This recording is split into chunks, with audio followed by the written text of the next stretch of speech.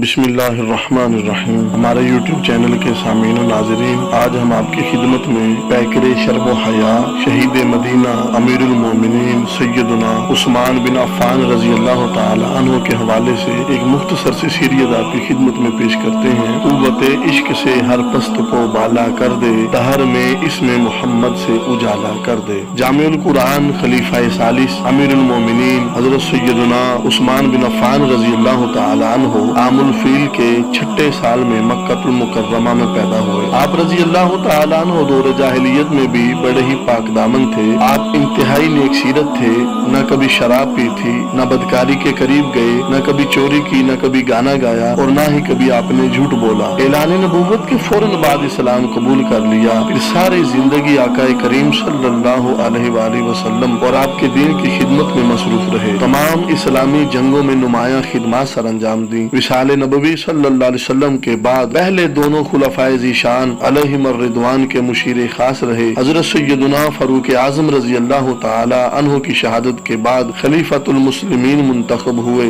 آپ کی حیات مقدسہ کا خلاصہ یہ ہے کہ 34 سال کی عمر میں اعلان نبوت کے ساتھ ہی اسلام قبول کر لیتے ہیں۔ اس کے بعد 13 سالہ مکی اور 11 سالہ مدنی دور میں رسول اللہ صلی اللہ علیہ وآلہ وسلم کے نہایت قریبی خدمت گزار رہے ہیں۔ پھر 12 سال شیخین کریمین رضی اللہ تعالی عنہما کے مشیر خاص کے طور پر آپ نے خدمات سر انجام دی ہیں۔ محرم الحرام 24 ہجری سے لے کر ذوالحج 35 ہجری تک 12 سال تیسرے خلیفۃ المسلمین کے منصب جلیل پر فائز رہے ہیں۔ حضرت سیدنا عثمان غنی رضی اللہ تعالی عنہ کی سیرت طیبہ میں ہمیں ایک حسین سبق یہ بھی ملتا ہے کہ حالات جیسے بھی ہوں، مشکلات جتنی بھی ہوں، گھر بار، اولاد، مال و جان کو اگر آقا علیہ الصلوۃ والسلام اور اسلام کی خاطر قربان کرنا پڑے تو سب کچھ قربان کیا جا سکتا ہے، مگر اسلام اور بانی اسلام سے کبھی بھی بے وفائی نہیں کی جا سکتی۔ کروں تیرے نام پہ جاں فدا، نہ بس ایک جاں دو جہاں فدا، نہیں دو جہاں سے بھی جی بھرا، کروں کیا کروڑوں جہاں نہیں۔ حضرت سیدنا عثمان غنی رضی اللہ تعالیٰ عنہ کی حیات طیبہ سے ہمیں ایک یہ سبق ملتا ہے کہ حالات جیسے بھی ہوں، جتنی بھی مشکلات ہوں، گھر بار، مال جان، اولاد، اسلام اور صاحب اسلام کی خاطر اگر خرچ کرنی پڑے تو حضرت عثمان غنی رضی اللہ تعالیٰ عنہ نے اس کا عملی مظاہرہ کیا ہے۔ کیوں کروں تیرے نام پہ جاں فدا، نہ بس ایک جاں دو جہاں فدا، نہیں دو جہاں سے بھی جی بھرا، کروں کیا کروڑوں جہاں نہیں۔ حضرت عثمان غنی رضی اللہ تعالیٰ عنہ شرم و حیا کے پیکر تھے۔ آج اس گئے گزرے دور کے اندر بے حیائی، فحاشی، عریانی، بد نظری،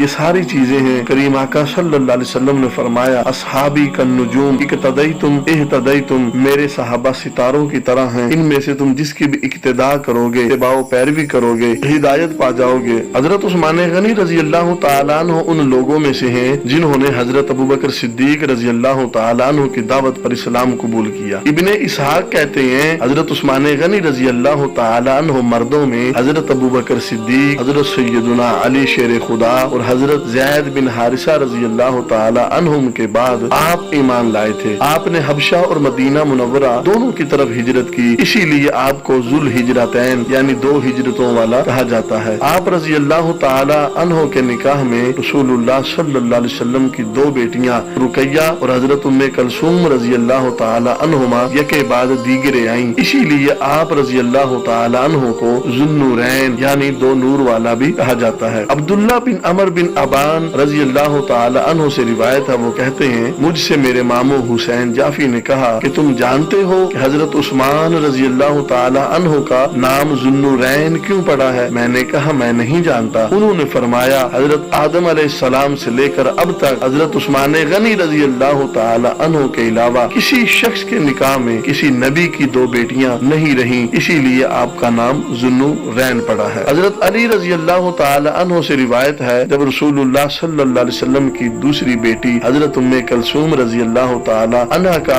آپ کے نکاح کے اندر انتقال ہوا تو آپ صلی اللہ علیہ وآلہ وسلم نے ارشاد فرمایا اگر میری 40 بیٹیاں ہوتی تو میں یکے بعد دیگرے ان سب کا نکاح عثمان سے کر دیتا۔ آپ کا شمار سابقین اولین یعنی اول مہاجرین اور عشرہ مبشرہ میں ہوتا ہے۔ حضرت عثمان غنی رضی اللہ تعالیٰ عنہ کی فضیلت میں بے شمار احادیث وارد ہوئی ہیں۔ ایک مرتبہ رسول اللہ صلی اللہ علیہ وآلہ وسلم احد پہاڑ پر چڑھے۔ امام بخاری رضی اللہ تعالیٰ عنہ نقل کرتے ہیں رسول اللہ صلی اللہ علیہ وسلم वसल्लम के साथ हजरत सैयदना अबू बकर, हजरत उमर, उस्मान गनी रजी अल्लाह ताला अन्हुम भी थे। पहाड़ पर किसी वजह से हरकत होने लगी, जलजला आया तो आका अलैहिस्सलातु वस्सलाम ने इरशाद फरमाया, ए ओहद ठहर जा, तुझ पर एक सिद्दीक और 2 शहीद मौजूद हैं। और ये आका अलैहिस्सलातु वस्सलाम ने आपकी शहादत के हवाले से पेशीन गोई फरमाई थी। रसूलुल्लाह सल्लल्लाहु अलैहि वसल्लम जब हजरत उस्मान रजी अल्लाह ताला अन्हु को आता देखते तो आप जरा संभल कर बैठ जाते थे। इरशाद फरमाते हैं, मैं उस शख्स से क्यों हया न करूं जिससे अल्लाह अज़्ज़ व जल के फरिश्ते भी हया करते हैं। आका अलैहिस्सलातु वस्सलाम ने इरशाद फरमाया, मेरी उम्मत में सबसे ज्यादा बाहया जो शख्स हैं वो सैयदना उस्मान रजी अल्लाह ताला अन्हु हैं। हजरत उस्मान गनी रजी अल्लाह ताला अन्हु ने कई ऐसे काम सर अंजाम दिए जिनकी अव्वलियत का सहरा आप रजी अल्लाह ताला अन्हु के सर है। सबसे पहले हजरत उस्मान गनी रजी अल्लाह ताला अन्हु ने मस्जिद के अंदर खुशबू लगवाई। जुमा के अंदर जो 2 अज़ानें मुकर्रर की गयी वो आप रजी अल्लाह ताला अन्हु के हुक्म पर शुरू की गयी। तमाम मुसलमानों को कुरान मजीद की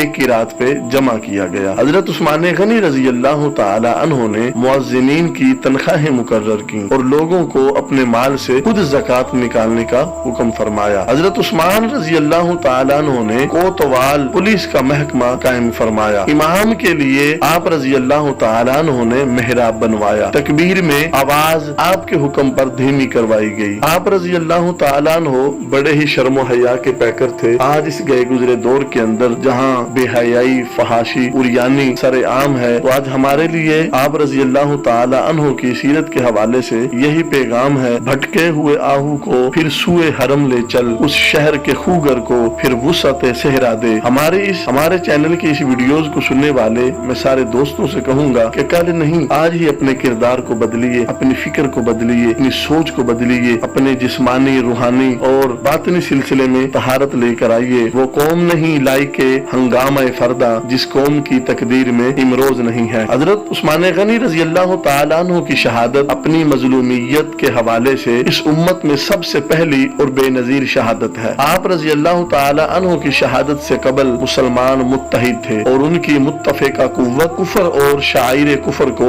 मिटाने में सर्फ हो रही थी और नबुव्वत की बरकत बाकी थी। मगर आप रजी अल्लाह ताला अन्हु की शहादत के साथ ही वो तमाम की तमाम बरकत उठा ली गयी और इस उम्मत में इख्तिलाफ और इंतशार पैदा हो गया। और अब तक जो कुव्वत दुश्मनाने इस्लाम के खिलाफ इस्तेमाल होती थी बाहम एक दूसरे को जेर करने में जाया होने लगी है। कुफर की गर्दन जदनी होती थी उसे मुसलमान की गर्दन को धड़ से अलग करने में इस्तेमाल किया जाने लगा। वो दिन था और आज का दिन है कि मुसलमानों के आपसी इख्तिलाफ इफ्तिराक का दायरा वसी से वसी तर होता जा रहा है। सैयदना उस्मान गनी रजी अल्लाह ताला अन्हु की शहादत के दिन से पूरी उम्मत को फितनों ने चार जानब से घेर लिया है और ऐसे ऐसे वाकयात रूनुमा हो रहे हैं कि तारीख का मुताला करने वाला दंगो हैरान रह जाता है कि वज़ा में तुम हो नसारा, तमुद्दुन में यहूद, ये वही मुसलमान है जिसे देख के शर्माए यहूद। आप रजी अल्लाह ताला अन्हु की शहादत के वाक़े को बयान करने के लिए दफ्तर के दफ्तर चाहिए। आप